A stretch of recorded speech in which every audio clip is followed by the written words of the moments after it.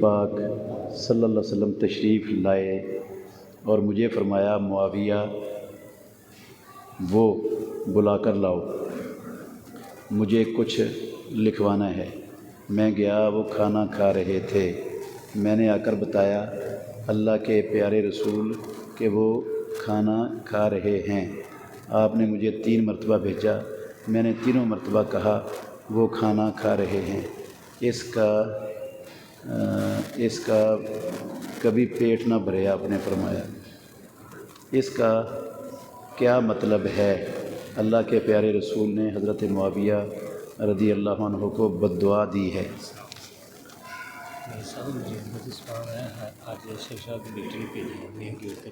جی ٹھیک۔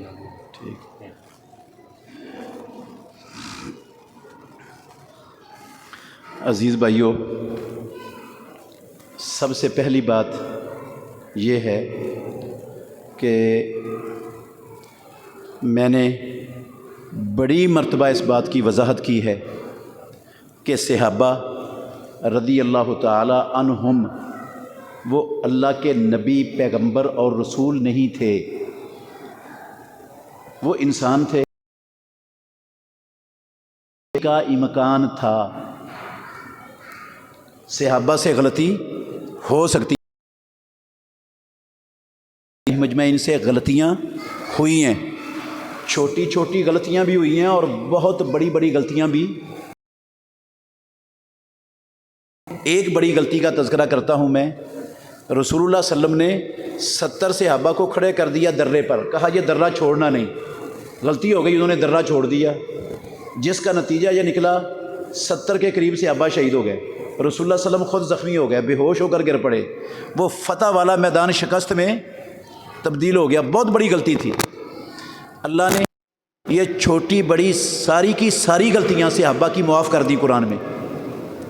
رب نے کہا وَلَقَدْ عَفَا عَنْهُمْ، او کائنات کے لوگوں، صحابہ کے رب نے، جس رب نے ان لوگوں کو اپنے نبی کا ساتھ دینے کے لیے چنا تھا، جنہوں نے اپنی ہر شے داؤ پہ لگا کے محمد الرسول اللہ صلی اللہ علیہ وسلم کا ساتھ دیا ہے، انسان ہونے کے ناطے جو ان سے غلطیاں ہوئیں، میں نے ان کی ساری غلطیاں کیا کر دی؟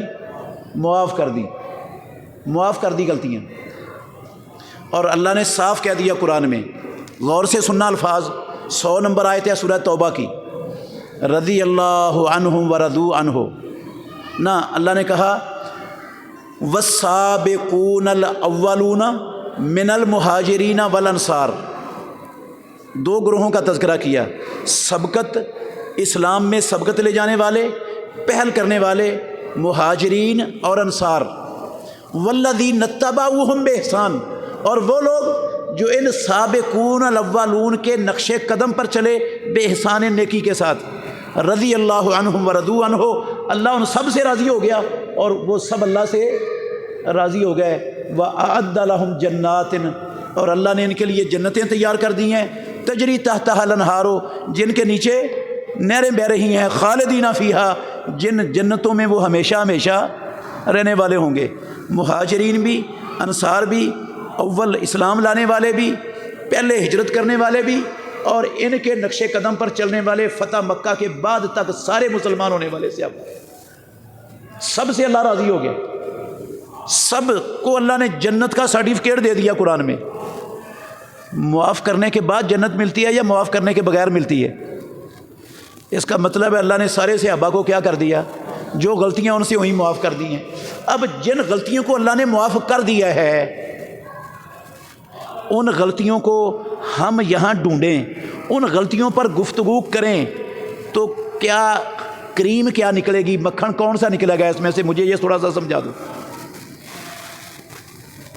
کوئی بندہ اٹھے، اللہ کا بندہ نیک، مجھے تو آج تک سمجھ نہیں آئی کہ اس کا مسلمانوں کو، اسلام کو، دین کو، قرآن کو، حدیث کو فائدہ کیا ہوگا۔ ان غلطیوں کو جن پر رب نے قلم پھیر دیا، جن کو رب نے معاف کرنے کا اعلان کر دیا، ان کو اب ڈسکس کرنے سے وہ نکالنا کیا چاہتا ہے؟ کیا نکلے گا اس سے؟ حاصل کیا ہوگا اس کو ڈسکس کرنے سے؟ ہاں بتائیں، کوئی اللہ کا بندہ بتا دے یار۔ میں بتاتا ہوں کیا نکلے گا. صرف ایک چیز نکلے گی، صحابہ رضوان اللہ علیہ مجمعین پر لوگوں کا اعتماد ختم ہو جائے گا. صحابہ پر لوگوں کا اعتبار اٹھ جائے گا کہ یہ تو ایسے لوگ تھے، ان کے اندر تو یہ خرابیاں تھیں، تو جن کے اندر یہ خرابیاں تھیں وہ تو لوگ قابل اعتبار نہیں ہو سکتے. ان کے اندر تو اتنے بڑے بڑے گناہ تھے، اتنی بڑی بڑی غلطیاں انہوں نے کی ہیں، ان پر اعتبار نہیں کیا جا سکتا. جب یہ چیز بنے گی تو اسلام کے سب سے پہلے راوی ہیں صحابی. جب صحابہ قابل اعتبار نہیں رہے گے تو جو اسلام ان کے ذریعے آیا وہ اعتبار والا رہے گا. لو یہ اسلام پر حملہ ہے، سیدھا سیدھا اسلام پر حملہ ہے. یہ جو لوگ سوال لکھنے والے ہیں بیچارے، ان کو شعور نہیں ہے، سمجھ نہیں ہے، ان کو پتہ نہیں ہے. ان سوالوں کو اٹھانے والا جو بندہ ہے نا، ان سوالوں کے پیچھے جو سوچ ہے پیدا کرنے والے کی قسم، وہ عبداللہ بن یہودی کی سوچ ہے. عبداللہ بن یہودی کا مشن ہے ان سوالات کے پیچھے، آپ کو نہیں پتا. وہ کتے جو سوشل میڈیا پر صحابہ پر تان کرتے ہیں، وہ عبداللہ بن سبا یہودی کی روحانی اولاد ہیں، وہ اسلام کے دشمن ہیں، وہ اسلام پر حملہ آور ہیں. وہ صحابہ پر تان کر کے اسلام کو دنیا سے مٹانے کا مشن عبداللہ بن سبا یہودی کا پورا کر رہے ہیں. ایسے کتوں سے بچ جائیں اور اپنے معاشرے کو، اپنی نسلوں کو، اپنی اولادوں کو، خاندانوں کو بچا لیں. صاف صاف کہتا ہوں، جو صحابہ پر زبان چلاتا ہے وہ اسلام کا دشمن ہے، وہ قرآن کا دشمن ہے، وہ رب کا دشمن ہے، وہ نبی کا دشمن ہے. وہ عبداللہ بن سبا کا روحانی اولاد کا فرد ہے، اس کا مسلمانوں سے تعلق نہیں ہے. صحابہ پر تان کرنا، یار جن کا سارا کچھ اللہ نے معاف کر دیا ان کو اب اچھالنا لوگوں میں، یہ دین کی خدمت نہیں، یہ دین دشمنی ہے. ایسے دین دشمنوں کو جو دین کا لبادہ اوڑھ کر سوشل میڈیا پر بلی کتوں کی طرح بھونک رہے ہیں، ایسے کتوں سے بچا لو اپنی اولادوں کو، اپنے خاندانوں کو اور اپنی نسلوں کو، اپنے ایمان کو بچا لو. یہ دجال ہیں، دھوکہ دیتے ہیں، فراڈ کرتے ہیں، بکواس کرتے ہیں، اسلام کے دشمن ہیں. صرف اسلام کا نام لیا ہوا ہے لوگوں کو دھوکہ دینے کے لیے. ان کا اسلام سے کوئی واسطہ نہیں ہے، مت ان کے پیچھے چلیں. باقی غلطی کا ہو جانا کوئی بری بات نہیں ہے، غلطی ہر انسان سے ہو جاتی ہے. غلطی پر ڈٹنا بری بات ہے. کوئی صحابی اپنی غلطی پر آخر دم تک ڈٹا ہو، مجھے ایک کا نام بتا دو، ایک کا نام بتاؤ. اس نے غلطی کی ہو اور پھر غلطی پر ساری زندگی ڈٹا رہا ہو اور قائم رہا ہو کہ میں نے یہی کرنا ہے. ٹھیک ہے، اللہ اور اللہ کے رسول کا فرمان یہ، لیکن میں نے ایسے ہی کرنا ہے. ایک صحابی کا نام بتائے کوئی، مائی کا لال مجھے. جب ان کو پتہ چلتا تھا، اللہ کی قسم ایک لمحے کے بعد وہ نادم ہو جاتے تھے اور اپنی غلطی کو کیا کر دیتے تھے، چھوڑ دیتے تھے. اور اللہ کے نبی نے کہا ہے، خیر الخطائین التوابون، غلطیاں کرنے والوں میں سے سب سے افضل وہ لوگ ہیں جو غلطی کے بعد کیا کر لیتے ہیں، رجوع کرتے ہیں، توبہ کر لیتے ہیں، معافی مانگ لیتے ہیں. تو صحابہ تو معافی مانگنے والے تھے، ان سے غلطیاں ہوئی، انہوں نے معافی مانگ لی. سنا نہیں آپ نے؟ صحابہ سے بدکاری جیسا، زنا جیسا گناہ ہو گیا، ہوا کہ نہیں؟ اللہ کے نبی کے پاس آ کر اعتراف کیا کہ نہیں؟ ہاں، رسول اللہ صلی اللہ علیہ وسلم نے ان پر حد لگائی کہ نہیں؟ رجم کروایا کہ نہیں؟ صحابہ کو رجم ہوئے. ایک صحابی نے، خالد بن ولید رضی اللہ عنہ نے، وہ عورت جس کو رجم کیا جا رہا تھا، زنا کیا تھا، اس نے اعتراف کیا تھا اللہ کے نبی کے سامنے آ کر. صحابیہ تھی وہ رسول اللہ صلی اللہ علیہ وسلم کی. اس کے خون کا چھینٹا پڑا حضرت خالد بن ولید کے کپڑوں پر. انہوں نے کوئی لفظ سخت کہے اس کے بارے میں. ناطق وحی، سرور کونین، تاجدار مدینہ، سید الاولین والآخرین، ان کی زبان سے یہ لفظ نکلے، خالد اس خاتون نے ایسی توبہ کی ہے، اگر یہ 70 چنگی لینے والوں پر بھی تقسیم کر دی جائے نا، سب کی بخشش ہو جانی ہے. اس ایک کی توبہ سے اتنی بڑی توبہ کی ہے اس نے. تو اس کے بارے میں یہ لفظ بول رہا ہے.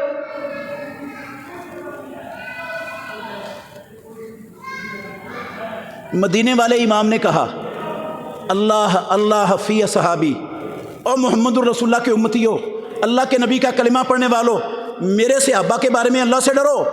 لا تتخذوہم غرضا بعدی، میرے بعد ان کو نشانہ نہ بنانا اپنی بکواسات کا، اللہ سے ڈرو میرے صحابہ کے بارے میں۔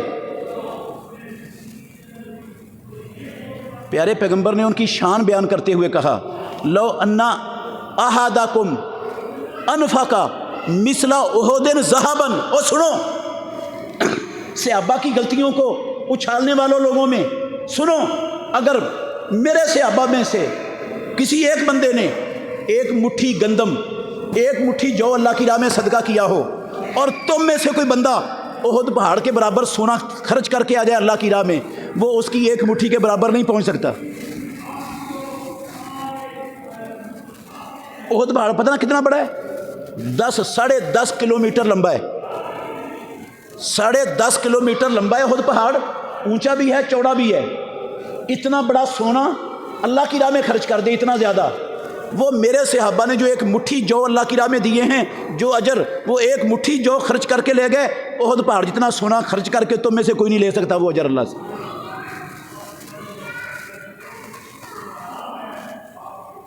جس صحابی نے ایک منٹ کے لیے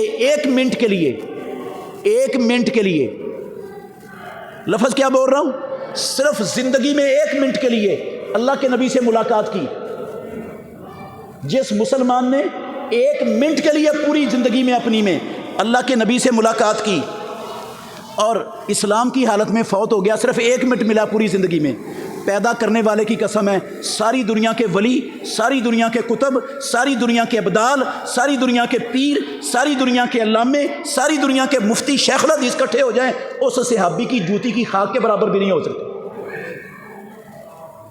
اس صحابی کی جوتی کے خاک کے برابر۔ یہ ساری دنیا کے مولوی، پیر، مفتی، شیخ الحدیث، محدث، ولی، کتب، ابدال اکٹھے ہو کر پیدا کرنے والے کی قسم ہے، اس 1 منٹ جس نے رسول اللہ صلی اللہ علیہ وسلم سے ملاقات کی اور اسلام کی حالت میں چلا گیا، اس کی جوتی کی خاک کے برابر سارے مل کر نہیں پہنچ سکتے۔ ان صحابہ کے بارے میں یہ کتے اسلام کا لبادہ اوڑھ کر امت مسلمہ کو جہنم کا گڑے میں پھینکنے کے لیے یہ سوشل میڈیا پر بکواس کرتے پھرتے، اور آپ ان کی بکواسوں کو اٹھائے پھر رہے ہیں یار۔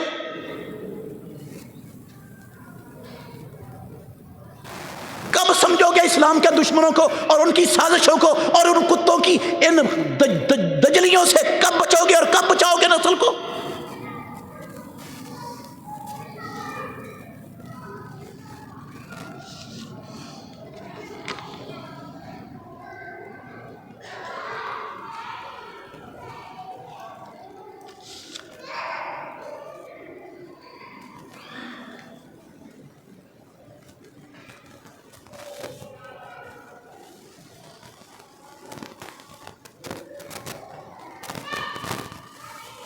یہ بھی وہی ہے،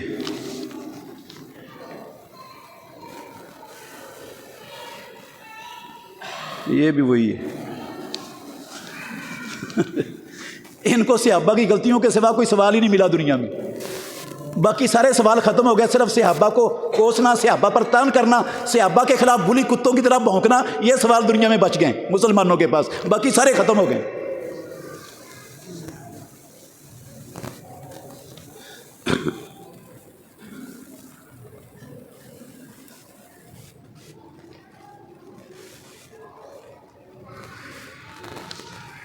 یزید حضرت حسین رضی اللہ عنہ کا نہ قاتل ہے، نہ اس نے حضرت حسین رضی اللہ عنہ کو قتل کرنے کا حکم دیا ہے، نہ وہ حضرت حسین رضی اللہ عنہ کے قتل پر خوش ہوا ہے۔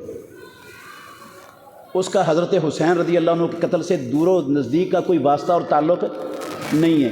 حضرت حسین رضی اللہ عنہ کو قتل کرنے والے کوفی رافضی تھے، جنہوں نے حضرت حسین کو خط لکھ کر بلایا، پھر کربلا کے میدان میں ان کی ایک شرط نہیں چلنے دی اور ان کو مظلومانہ شہید کر دیا گیا۔ یہ سارے یہ بدبخت تھے، اور قتل کر کے حضرت حسین کو پھر سینہ کو بھی اور پیٹنا شروع کر دیا، ہائے حسین کے نعرے لگانے شروع کر دیے۔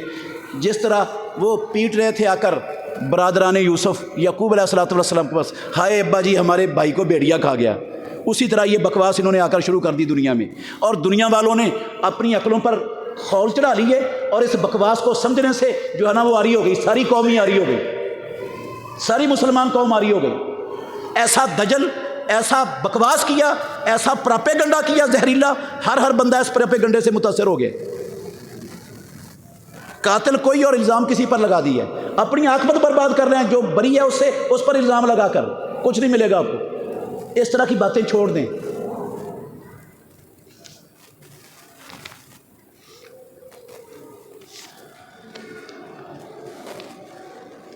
رینٹ کا مکان گروی رکھوایا ہے کسی نے، کیا ہم اس کے مکان کا رینٹ لے سکتے ہیں جب اس کی رضامندی شامل ہے؟ نہیں بھائی، اگر آپ رینٹ لیں گے تو سود ہوگا. وہ سود کیا ہوگا؟ سود ہوگا، حرام ہے یہ. رینٹ اگر لینا ہے تو جتنا اس کا رینٹ ہے نا وہ اس کے مالک کو دینا ہے. ایک ٹیڑی پیسہ بھی آپ اسے رکھ نہیں سکتے. جتنا مارکیٹ میں اس کا رینٹ بنتا ہے وہ سارے کا سارا رینٹ مکان والے کا ہے، وہ گروی رکھنے والے کا نہیں ہے. گروی رکھنے والے نے کیوں رکھا ہے گروی؟ صرف اپنے پیسوں کی سیکورٹی کے لیے رکھا ہے. سیکورٹی کا مطلب ہے کہ وہ اس کے پیسے لے کر بھاگ نہ جائے. بھاگ جائے تو اس کا مکان بیچ کر یہ اپنے پیسے پورے کر لے. اس لیے رکھا ہے مکان. اس لیے نہیں رکھا کہ اس سے فائدہ اٹھاؤں، اس کا کرایہ استعمال کروں یا اس کو بغیر کرائے کے استعمال کروں. اگر اس مکان کو گروی رکھنے والا بغیر کرائے کے استعمال کرتا ہے یا کسی کو کرائے پر دے کر اس کا کرایہ استعمال کرتا ہے تو یہ سود خور ہے، حرام خور ہے، اللہ اور اللہ کے رسول کے خلاف جنگ لڑ رہا ہے. کچھ پڑھنے کے لیے بتائیں کہ بیٹیوں کے اچھے رشتے ہو جائیں. بھائی جان، آپ کثرت سے یہ دعا پڑھیں. جن کے بھی کوئی اس طرح کے مسائل ہیں، بیٹیوں کے رشتے کے مسائل ہیں اور قرضوں کے مسائل ہیں اور دوسری کسی قسم کی جو ہے نا مصائب اور پریشانیوں کے اندر گرے ہوئے ہیں، بڑی زبردست ہے. ہر وقت یہ دعا پڑھتے رہیں. اللہم لا سہلا الا ما جعلتہ سہلا وانت تجعل الحزن اذا شئت سہلا. اتنی سی دعا ہے، گنی نہیں ہے. چلتے پھرتے اٹھتے بیٹھتے کام کاج کے دوران جب موقع ملے یہ دعا پڑھنا شروع کر دیں، پڑھتے جائیں. انشاءاللہ الرحمن جتنی بھی رکاوٹیں ہیں کاموں کے راستے میں وہ اللہ ساری کی ساری رکاوٹیں دور کر دے گا. آسانیاں پیدا ہو جائیں گی ہر کام کے لیے. آپ کے ادھر کوئی رشتہ وغیرہ بھی کروانے والے ہیں؟ میرے علم میں نہیں ہے بھائی کوئی رشتہ کروانے والا یہاں پر مرکز میں ہو. آپ استقبالیہ میں پوچھ لیں، شاید ان کو کسی بندے کا پتہ ہو، میرے علم میں نہیں ہے.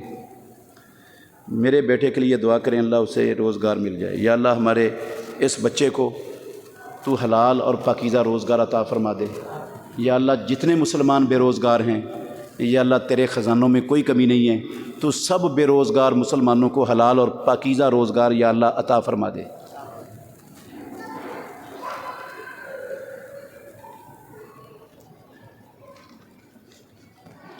اکثر ہمارے معاشرے میں حلالہ بہت زیادہ پایا جاتا ہے. جی بھائی، جو حلالہ کرتے ہیں رسول اللہ صلی اللہ علیہ وسلم نے لعنت فرمائی ہے کرنے والے پر بھی اور جس کے لیے کیا جا رہا ہے، دونوں ہی ملعون ہیں، لعنتی ہیں. جس پر اللہ کی لعنت ہو وہ کام حلال ہو سکتا ہے؟ میں نے یہ ربیع الاول سے پہلے 2-2.5 مہینے یہ مسئلہ سمجھایا ہے خطبوں میں بڑی تفصیل سے. طلاق کا مسئلہ، طلاق کب ہوتی ہے، کیوں ہوتی ہے، کیسے ہوتی ہے. ایک بات اللہ کے فضل سے کوئی 7-8 خطبے ہیں یا اس سے بھی زیادہ ہوں گے. ایک خطبے میں ساری تفصیل سے سمجھائیے تو ان کو آپ دوبارہ سن لیں، انشاءاللہ فائدہ بڑا ہوگا. تو ایک مرتبہ سننے سے یاد ہونے والی چیزیں نہیں ہیں. بار بار سنیں گے تو آپ خود سمجھ آ جائے گی کہ یہ حلالے کی کیا حیثیت ہے اسلام کے اندر. تقدیر کیا ہے کہ اللہ تعالیٰ انسان کے ہر عمل کرنے پر قادر ہے. اگر کوئی شخص مثلا چوری یا خودکشی کرے تو اس کا یہ عمل کس کی طرف سے ہوگا؟ حروف مقطعات کا مطلب مفہوم اللہ تعالیٰ کے علاوہ کسی کو پتہ ہے؟ عزیز بھائیو، تقدیر اللہ کا علم ہے. تقدیر کی تعریف کیا ہے؟ اللہ کا علم. کس کو کہتے ہیں تقدیر؟ اللہ کے علم کو.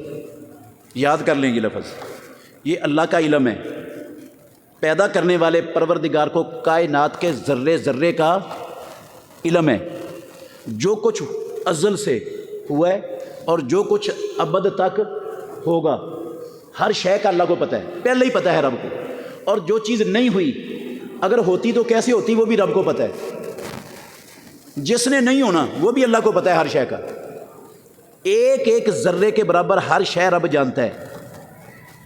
ہماری جو دل کے اندر باتیں ہیں نا وہ بھی اللہ کو کیا ہے معلوم ہے، ہر بندے کے دل میں جو کیا ہے، اب آپ کے دلوں میں کیا چل رہا ہے، پیدا کرنے والے کی قسم ہے رب ہر ایک بندے کی ایک ایک بات کو جان رہا ہے، اس کے دل میں ہے کیا، وہ اس علم کا نام ہے کیا، تقدیر۔ یہ جو علم تھا نا اللہ کا، اس نے قلم کو بنا کر، سب سے پہلی مخلوق قلم کو بنا کر سارا لکھ دیا لوح محفوظ میں۔ تو جو بندہ چوری کرتا ہے نا، اللہ کو پتہ تھا کہ اس نے چوری کرنی ہے، اس نے قتل کرنا ہے، اس نے بدکاری کرنی ہے، اس نے ملاوٹ کرنی ہے، اس نے ڈاکہ مارنا ہے، اس نے رشوت لینی ہے، اس نے ماں باپ کی نافرمانی کرنی ہے، اس نے جو ہے نا فلاں فلاں گناہ کرنے ہیں۔ ان سارے گناہوں کا اللہ کو ان کے دنیا میں آنے سے پہلے، زمین آسمان بنانے کے 50,000 سال پہلے کا بھی اللہ کو پتہ تھا۔ جو کرنا تھا نا بندے نے دنیا میں، اختیار ملنے کے بعد ان چیزوں کا اللہ کو کیا تھا، علم تھا، پتہ تھا۔ اللہ نے وہ چیزیں کیا کر دی ہیں، لکھ دی ہیں، اور صاف کہہ دیا اللہ نے جو گندے کام کرتا ہے میں ادھر اس کی باغیں ڈھیلی کر دیتا ہوں، جو اچھے کام کرتا ہے میں ادھر اس کی باغیں ڈھیلی کر دیتا ہوں۔ رب چاہے تو گندے کام کرنے والوں کو گندے کاموں سے ڈنڈے کے زور پر گچی مروڑ کے، کان مروڑ کے رب روک سکتا ہے، اللہ کے لیے کوئی مشکل نہیں ہے۔ سمجھ آئی؟ جو قتل کرنا چاہتا ہے، رشوت لینا چاہتا ہے، جو بدکاری کرنا چاہتا ہے، جو کوئی گندا کام کرنا چاہتا ہے، رب اس کو روک سکتا ہے، لیکن اللہ کا یہ سنت، قاعدہ اور قانون نہیں ہے دنیا میں۔ پھر امتحان کا، یہ دنیا کو امتحان کرنا پڑے، یہ ختم ہو جاتا ہے اگر اللہ زبردستی شروع کر دے تو۔ جو گندے کام کرتا ہے اللہ ادھر باغیں ڈھیلی کر دیتا ہے، اور اس کا انجام جہنم بتا دیا ہوا ہے رب نے۔ جو سیدھے کام کرتا ہے اللہ ادھر اس کے راستے آسان کر دیتا ہے، ادھر کی توفیق دے دیتا ہے۔ تو روک سکتا ہے وہ، لیکن وہ روکتا نہیں ہے کسی کو۔ رکنے کا اس نے فائدہ بتایا ہے اور نہ رکنے کا انجام بتایا ہے۔ اب جس نے رکنا ہے، نہ اللہ نے زبردستی برائی روکنا ہے رب نے۔ حروف مقطعات کا مطلب اللہ کے سوا کوئی نہیں جانتا بھائی۔ جڑواں بچے ہوں تو ماں کی نماز، بھئی نماز تو نہیں چھوٹنی چاہیے، تب بھی نماز زندگی کا سب سے اہم ترین کام ہے، مومن کی زندگی کا سب سے اہم ترین کام ہے۔ جہاد میں بھی نماز چھوڑنے کی اجازت نہیں ہے جب گولیوں کی بارش ہو رہی ہو۔ ہاں، جس کی عقل کام کر رہی ہے نا، وہ ہوش و حواس کام کر رہے ہیں، ہل جول نہیں سکتا، اسے بھی نماز چھوڑنے کی اجازت نہیں ہے۔ نماز پڑھنی ہے، نماز نہیں چھوڑنی۔ اگر کوئی ایسی مشکل آ گئی ہے کہ نماز پڑھنا ہی محال تھا، تو پھر جب موقع ملے اس وقت پڑھ لیں، کوئی شرعی عذر ہے تو اللہ قبول کر لے گا، چھوڑنی نہیں ہے۔ گھر میں ایسی تلوار لٹکانا جس پر کلمہ طیبہ لکھا ہوا ہو، کہ ایسی تلوار لٹکانا جائز ہے، کوئی حرج نہیں ہے، لٹکا سکتے ہیں۔ کیا وفات کے بعد اولاد کا نیک عمل باپ کے لیے فائدہ مند ہو سکتا ہے؟ جی، ماں باپ کے لیے فائدہ مند ہو سکتا ہے۔ نیک اولاد ماں باپ کے لیے صدقہ جاریہ ہوتی ہے، رسول اللہ صلی اللہ علیہ وسلم نے فرمایا۔ فیصل آباد ڈاکٹر ذاکر نائک صاحب کل تشریف لا رہے ہیں؟ بالکل لا رہے ہیں بھائی۔ حق مہر کے اوپر زکوٰۃ دینا ضروری ہے؟ جی، اگر بیوی کے پاس جو حق مہر ہے وہ نصاب کو پہنچتا ہے اور اس کے پاس وہ مال آئے ہوئے سال گزر گیا ہے، تو اس پر اس میں سے زکوٰۃ دینا کیا ہے؟ فرض ہے۔ دو شرطیں ہیں، جو حق مہر کا مال ہے وہ عورت کے پاس آئے ہوئے سال گزر گیا ہے پورا، اور وہ نصاب کو بھی پہنچتا ہے۔ جب یہ دو شرطیں ہوں گی تو زکوٰۃ اس پر فرض ہے، عورت زکوٰۃ دے گی اس میں سے، چاہے وہ حق مہر کا مال ہے، چاہے اس کو کسی نے تحفہ دیا تھا، چاہے اس کو باپ دادے کی وراثت میں سے ملا تھا، چاہے اس نے خود کمایا تھا، اس ہر قسم کے مال پر جو انسان کی ملکیت میں ہے اس پر زکوٰۃ فرض ہے، نصاب کو پہنچتا ہو اور سال گزر جائے تو۔ کیا مسجد میں بیٹھ کر ناخن کاٹ سکتے ہیں؟ بھئی کاٹ سکتے ہیں، لیکن مسجد میں پھینکنا نہیں ہے، اپنی جھولی میں رکھیں، مسجد میں کوئی چیز گرنے نہ پائے۔ تو پھر کوئی حرج نہیں ہے۔ ٹیڑھی مونچھیں رکھنا جائز ہے؟ نہیں بھائی، مونچھیں جتنی پست ہو جائیں اتنی افضل ہیں، بس اس سے بڑی رکھنی جائز نہیں ہے جو کھانے پینے کو جب ٹچ کریں، جو ہونٹ سے نیچے لٹکیں یہ رکھنی جائز نہیں ہے، کاٹ کے رکھیں۔ زیادہ زیادہ اس حد تک رکھی جا سکتی ہیں جو ہونٹ سے نیچے نہ آ رہی ہیں، اور جتنی پست کر لیں گے اتنی زیادہ افضل ہے۔ سجدہ سہو کرنے کا طریقہ بتائیں، اور نماز میں کون سی غلطی پر سجدہ سہو کرنا چاہیے؟ نماز میں کمی ہو جائے تو پھر سجدہ سہو ہوتا ہے۔ کمی کا مطلب ہے درمیان والا تشہد بھول گیا، بندہ کھڑا ہو گیا، تیسری رکعت کے لیے کھڑا ہو گیا بیٹھنے کے بغیر، تو یہ سلام پھیرنے سے پہلے 2 سجدے کرے گا اور دوسرے سجدے سے اٹھ کر فوراً سلام پھیر دے گا۔ نماز میں اضافہ ہو جائے تو پھر سجدہ سہو ہوتا ہے۔ اضافے کا مطلب ہے 2 رکعتیں 4 پڑھنی تھی، 2 پڑھ کے بھول کر سلام پھیر دیے، بعد میں اس کو خیال آیا میں نے تو 4 پڑھنی تھی، پھر 2 رکعتیں اٹھ کر پڑھے گا، 2 رکعتیں پڑھنے کے بعد مکمل 2 رکعتیں پڑھے گا، سلام پھیرے گا، اور پھر سلام پھیرنے کے بعد 2 سجدے کرے گا اور دوسرے سجدے سے اٹھ کر پھر سلام پھیر دے گا۔ یہ اضافے کی شکل میں اضافہ اس میں یہ ہوا ہے کہ ایک سلام تھا 4 رکعتوں میں، اس میں کتنے ہو گئے سلام؟ 2 ہو گئے، بھول کر اضافہ ہو گیا کہ نہیں؟ 4 رکعتوں میں، زور کی 4 رکعتوں میں کتنے سلام ہوتے ہیں؟ 1، اور اس کے کتنے ہو گئے؟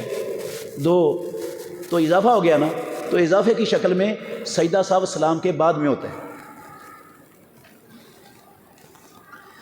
اپنا ہر جمعہ کا بیان اپلوڈ کیا کرو، ہو رہا ہے، یہ بھائی سے لنک لے لیں، یہ کرتا ہے، ریکارڈ بھی کرتا ہے، اپلوڈ بھی کرتا ہے، اس سے لنک لے لیں تو انشاءاللہ مل جائے گا آپ کو۔ وصیت وراثت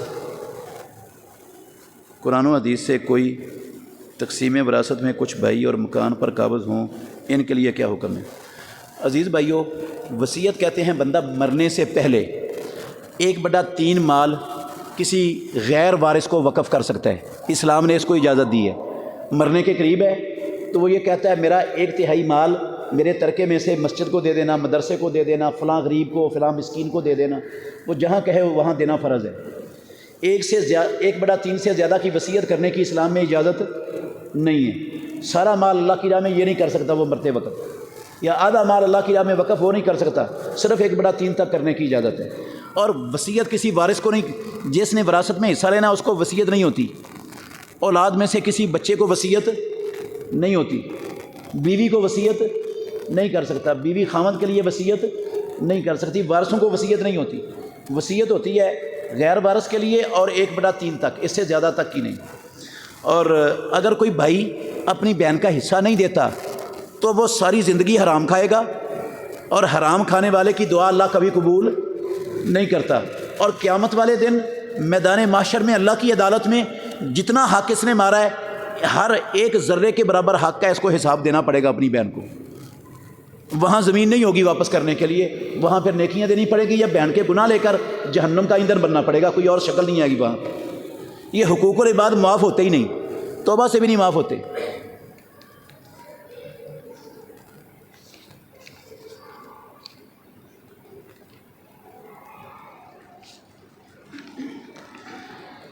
حیض کی حالت میں طلاق ہو جاتی ہے یا نہیں؟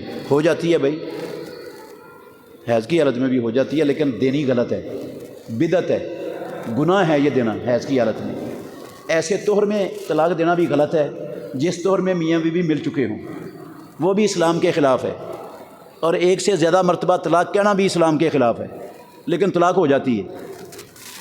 سبحانک اللہم ربنا و بحمدک اشہد ان لا الہ الا انت استغفرک و اتوب الیک۔